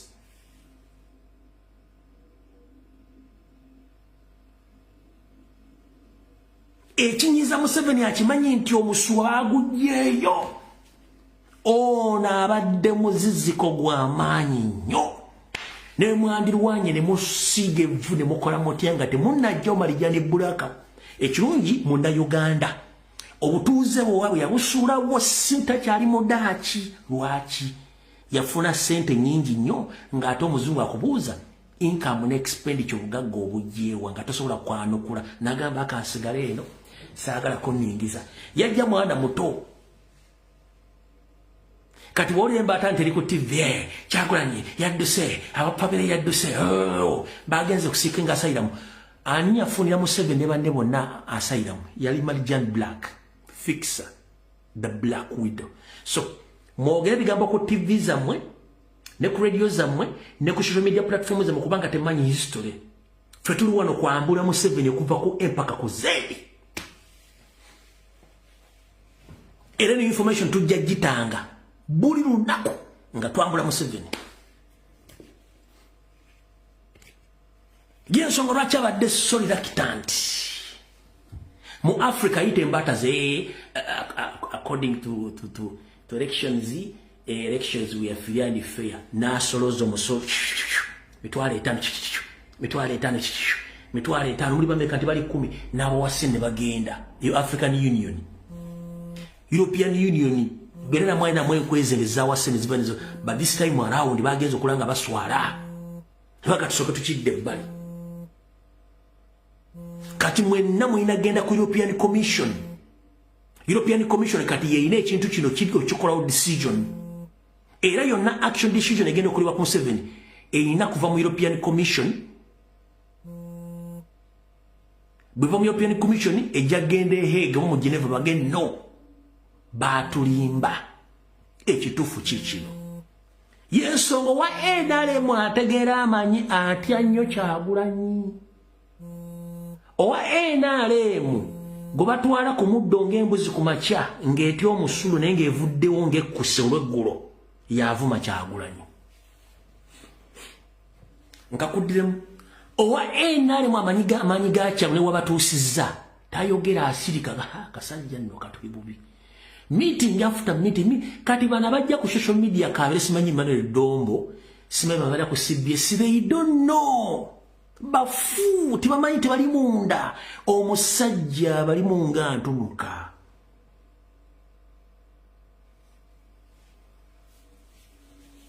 Eno information togenda gisa ku TV ndala togenda gisanga ku radio toli bagenda gikuwa okujja ku wano kwero BSTV ne kuba comrades kati abamu bakola research era ndi musanyufu nnyo baganda bange mwenna bakola research ne mufuna information mwe bali nnyo balire ddala.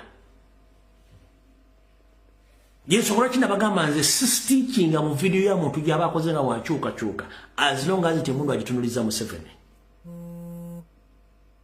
Oba kyoyogedde kituufu ng'okitunuliza Museveni nze ngenda nakyo oba kifunga kiri against Museveni ngenda nakyo yengeri gye najja mu struggle kubanga nze buli muntu kyafunya nga kikuba Museveni ngenda nakyo gw'osanga ng'ate tukuba Museveni nga kyemwogedde kikyamu oyo manya akolera ani akolera Nyandwe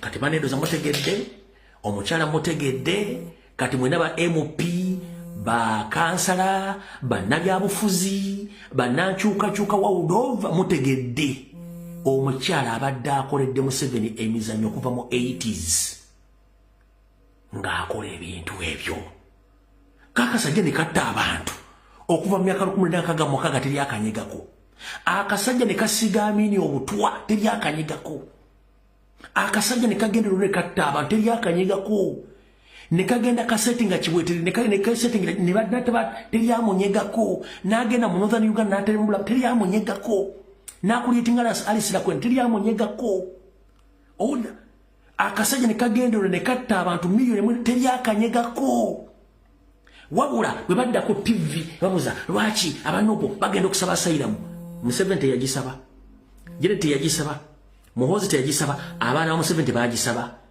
Lwakana Lugunda amama ababazi Luchikaire simanyi baani bonna ba historicals ono omukazi bakoleranga pepa wakamyaka gy'ekinaana kubanga that time Museveni bali tebalina kibamanyi nti you can seek asylum anywhere so that you can be protected against prostitution back away in the country.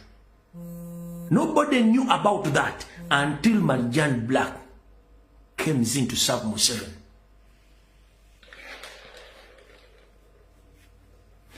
Ndozo mulamuza omulimu Kyagulanyi gwakoze kibadde kizibu nnyo okuyuza Museveni. Kati buli akola video ngenda basaba omukyalo tumwenna okutuuka ku Mande. Olwalwa mukaaga musulenga mu postinze. Abakola video muzikole. Ore Sande musulenga mukole kintu kye kimu ku social media platform za mwezona. Omukyalo nagenda kulwako wanywa amazzi era mugenda kuulira nti takyalabikirako wantu wonna. Ne ku embassy mwe n'abantu abali Brussels abasobola okugenda okwekalakasa ku embassy ya Uganda, please do it. Information mugifunye ate mu ddoboozi lye ng'akonfaminga bye yakolanga.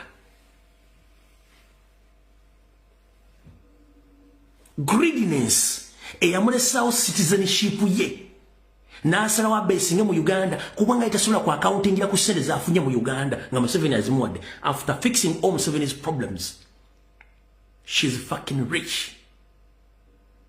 Marjan Black,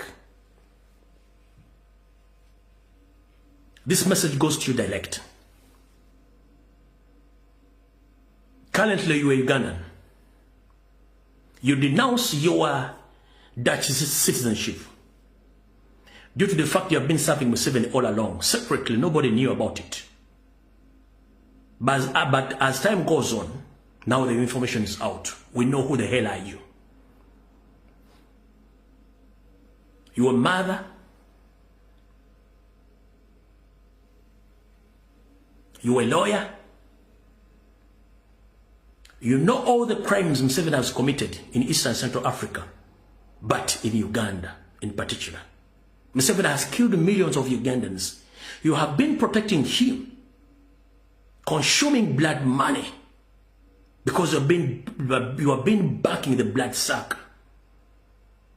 Imagine you have children as you have grandchildren. Many Ugandans have been killed, but you've been quiet, eating money, enjoying life. But many people have lost their life in Uganda because we're enjoying life, defending Museveni. It is high time to abandon Museveni. Because if the world turns against you, you will be among the people who are going to be prostituted in the International Criminal Court because records are there.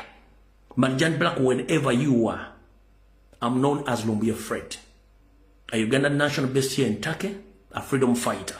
I'm informing you with immediate effect, abandon Museveni and repent with immediate effect. Fail to do so, you are going to be among the people who are going to be prostituted in the crimes of humanity because you have been backing the terrorists who had terrorized East and Central Africa. The man had killed people in Somalia. The man had killed people in Kenya. The man had killed people in Tanzania, Burundi, Rwanda, Congo, as well in South Sudan. Millions in Uganda are missing, but seated in Brussels, enjoying the taxpayers' money, enjoying the blood money. Ugandans are suffering. The money is killing people. You are quiet. You reach to the extent of abandoning your own motherland to serve Museveni the dictator. Shame upon you, Marjan Black. Consuming blood money against the Ugandans.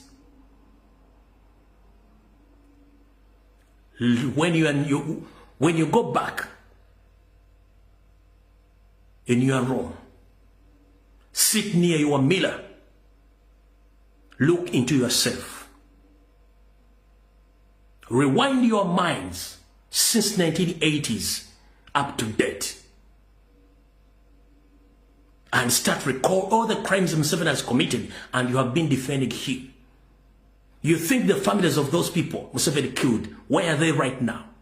You know it clear that Museveni is not a Ugandan. It's his own record, but you are quiet, enjoying money, defending him and his family. You think Ugandans are stupid? Because they had no information about you. You have been working silently. Nobody knew about you. Right now the information is out. We are going to expose you. And as I speak right now, your life is in danger. Because you too, you might end up in Hague, where you have been filing files defending Museveni, but indigenous Ugandans all over the world are suffering because of you. If it wasn't you, Museveni had been already arrested and taken to jail where he's supposed to be. Museveni is not a human being. You can't kill innocent Ugandans who served you. But you are enjoying money. You are enjoying the blood money at your age. Please abandon the man before it's too late, because we are going to expose you.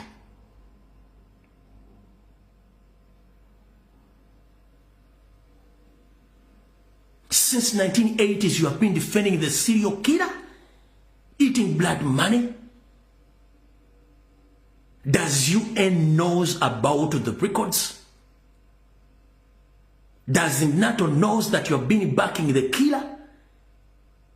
You used the UN offices in Nairobi to rescue Museveni and his family, which family is torturing and killing innocent Ugandans, including Museveni. Many people lost their lives in Rwanda. You defended Museveni. People lost their lives in Congo. You defended Museveni. People are still losing their lives in South Sudan. You are defending Museveni. People lost their lives in Luwelo Triangle and during the NRA, National Resistance Army War, which claimed almost 1.5 indigenous Uganda. You're defending Museveni. As we speak, many people have been killed during elections. You defended Museveni. But unfortunately, Robert Kyagulanyi Ssentamu with National Platform, they have exposed you. You have been working underground smartly. Nobody knew about you, but unfortunately, we are the young generation. We can speak and we shall expose you. I'm calling upon all Ugandans in diaspora, especially in European Union. Please, you should organize a huge demonstration demanding that Marjan Black must be sent back in Uganda and she must face the courts of law by defending the criminal regime in Uganda, which has claimed millions of lives in Uganda. Unfortunately, that lady doesn't know. She knows that Museveni is not a Ugandan. He had ruled Uganda for 40 years, killing innocent Ugandans, but she was quiet, defending him.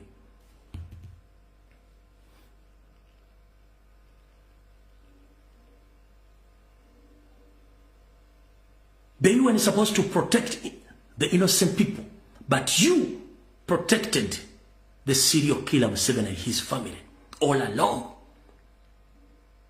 enjoying the taxpayers' money. Shame upon you. God will punish you and will punish your family too and your grandchildren. Good enough the world knows you.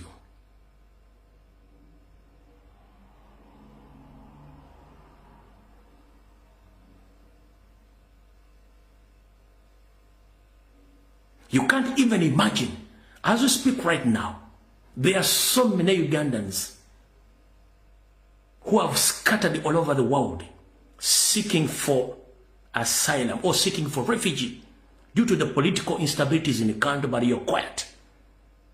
At the same time, you have been fighting different blocks in migration offices across Europe, blocking Ugandans from seeking asylum in those countries because you want them to be deported back to Uganda, which countries now is uncontrollable due to the fact that I've been defending the serial killer. For God and my country, I call it a day. But God will punish you, the Black Widow, or the Fixer, Marijan Black. So, wherever you are, you'll get this message. Mukama bakumira takumira mpera, akatambi nkamaliriza era nkatadde. Yoyo mukyala. Abadde ali mu ngalo za Museveni myaka gyonna. Emugo omusajja gwe batanyenya akabadde ki? Yoyo mukyala. Bwe mba muna kyemumanja, ogwanakoze. Buno butambi buli bireeyo myaka gyonna si bujjaayo.